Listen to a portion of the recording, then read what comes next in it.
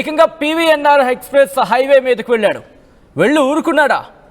ఏకంగా ఫ్లైఓవర్ మీదకి వెళ్ళి అక్కడ వైర్ పెట్టుకుని వేలాడాడు.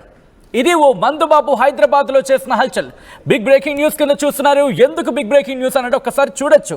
ఆ వ్యక్తికి సంబంధించి హైదరాబాద్ లాంటి మహానగరంలో ఎటువంటి ఇబ్బందికర వాతావరణం సృష్టించాడనేది.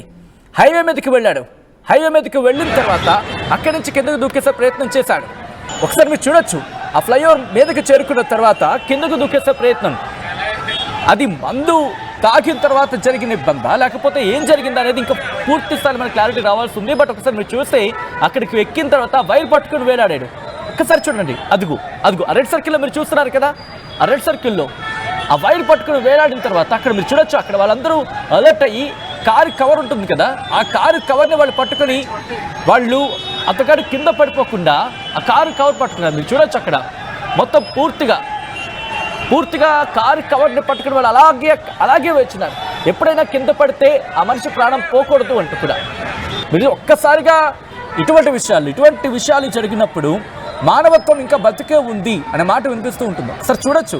ఒకరు కాదు, ఇద్దరు కాదు, ఏకంగా నాకెందుకులే అని చెప్పి వదిలిపోతున్న వాళ్ళు 100 మంది ఉన్నారు అక్కడ. కానీ కొంతమంది మాత్రం అతగాన్ని ఎలాగైనా కాపాడాలి అనే ఒకే ఒక ఇంటెన్షన్తో అలాగే పట్టుకుని ఉన్నారు. సుమారుగా ఒక గంట సేపు ఆ ఉద్రిక్త వాతావరణం అక్కడ చోటు చేసుకుంది.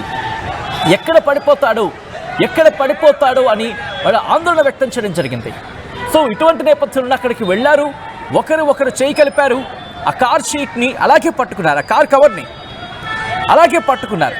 ఎప్పుడైనా కింద పడిపోతే ఎక్కడ ప్రాణం పోతుందో, ఎక్కడ గాయాలు అవుతాయో, ఎక్కడ ఏం జరుగుతుందనే భయంతో వాళ్ళు అలాగే పట్టుకుని ఉన్నారు ఆ కారు కవర్ని. ఆ తర్వాత అతగాడు దాని మీదకి దూకేయడం జరిగింది. దూకిన క్రమంలో వాళ్ళందరూ కూడా కాపాడిన పరిస్థితి.